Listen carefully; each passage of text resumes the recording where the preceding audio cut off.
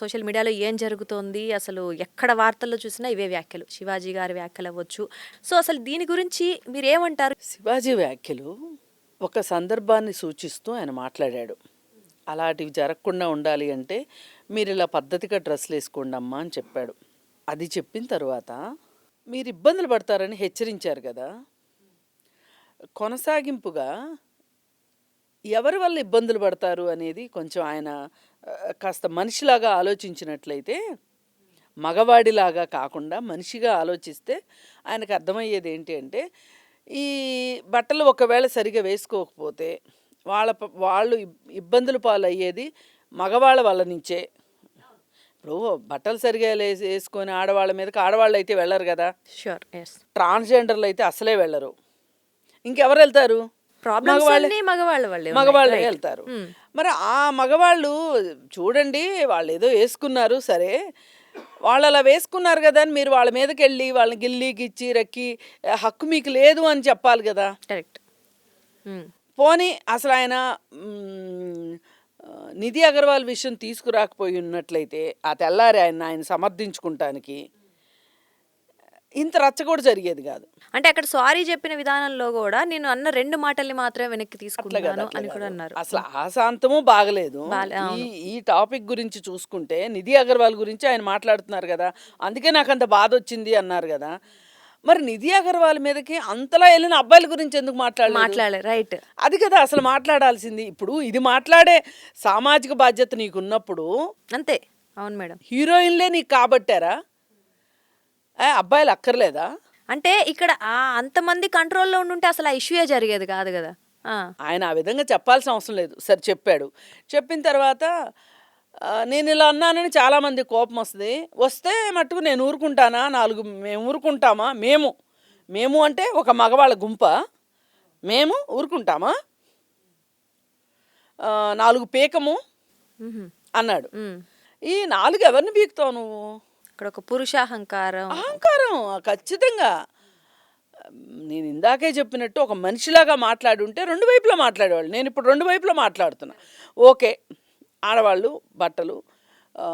బట్టలు ఎలా అంటే అలా వేసుకుని అదే స్త్రీ సాధికారత అంటే మటుకు నేను ఒప్పుకోను.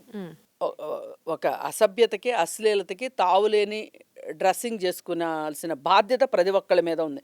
మగవాళ్ళ మీద ఉంది, ఆడవాళ్ళ మీద ఉంది. ఇప్పుడు ఈ అశ్లీలత అసభ్యత అనే దానికి మనకు చట్టంలో ఉంది కాబట్టే చెప్తున్నా నేను. లేకపోతే నేనేదో పురాణాలు ఏదో ప్రవక్తలాగా నేను ప్రవచనాలు చెప్పాలని రాలేదు ఇక్కడికి. అసలంటూ బాధ్యత ఉంటే ఇద్దరి మీద ఉంటది. అదే మీరు అన్నట్లు అబ్బాయిలు అమ్మాయిలా కాకుండా ఒక మనిషిగా అందరికీ ఈక్వల్ ఉంటాయి. ఆలోచిస్తే అమ్మాయిలైనా సరే అసభ్యత అశ్లీలత తావు లేకోకుండా వాళ్ళు బట్టలు వేసుకోవాలి. ఒకవేళ ఇన్ కేసు ఎవరైనా అశ్లీలత అసభ్యత ఉండేలాంటి బట్టలు వేసుకుంటే కూడా వాళ్ళని ఆసరాగా తీసుకొని, అంటే వాళ్ళు అలా వేసుకున్నారు కాబట్టి నేను వాళ్ళ మీద చేతులు వేస్తాననే హక్కు లేదు. రైట్, ఎవరికి లేదు. అంటే ఇక్కడ నువ్వు చెప్పాల్సింది ఏంటంటే వీళ్ళకి బాధ్యత చెప్పాలి, వాళ్ళకి కూడా బాధ్యత చెప్పుంటే ఇంత ఉండేది కాదు. ఎందుకంటే చెప్పడు శివాజీ అలా. ఎందుకంటే శివాజీ మనిషిలాగా మాట్లాడట్లేదు, ఒక మగవాడిలాగా మాట్లాడుతున్నాడు. అహంకారం ఉన్న మగవాడిగా మాట్లాడుతున్నాడు.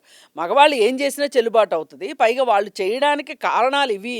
అంటే అక్కడ కవరింగ్ ఏమో, అంటే ఆల్రెడీ తప్పులు జరుగుతున్నాయి, ఆ తప్పుల వెనక రీజన్స్ ఏంటి అంటే చేసిన వాళ్ళని వదిలేసి నిర్దోషులుగా, అంటే ఆల్రెడీ బాధితులుగా ఉన్నటువంటి వాళ్ళ మీద తప్పు నెట్టడం. సరే, వీళ్ళు బాధితులే కాదు అనుకుందాం కాసేపు. వీళ్ళు అసభ్యత అశ్లీలత తావిచ్చేటట్లు మన చట్టం చెప్పినట్టు డ్రెస్సింగ్ వేసుకున్నారని అనుకుంటే మీరు ఇలాంటి అడ్వాంటేజ్ తీసుకోవడం ఎంతవరకు కరెక్ట్? ఎగ్జాక్ట్లీ. ఇది కదా మాట్లాడాల్సింది. వాళ్ళ సమాజం ఇలా మాట్లాడట్లేదు. సమాజం మాట్లాడట్లేదు కాబట్టి శివాజీ ఈ రోజుకి హీరోలాగా నిలబడ్డాడు. సపోర్ట్ కూడా చాలా మంది చేస్తున్నారు కదా.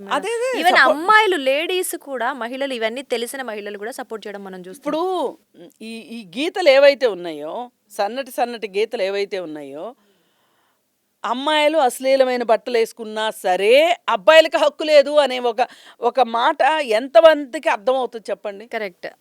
అది ఎవరు తీసుకురావట్లేదు ఫస్ట్. ఇప్పుడు రాజకీయాల్లో ఉండి పలానా రాజకీయ పార్టీకి వీళ్ళు ప్రతినిధులు అనుకునే వాళ్ళకే ఇలాంటి జ్ఞానం లేదు.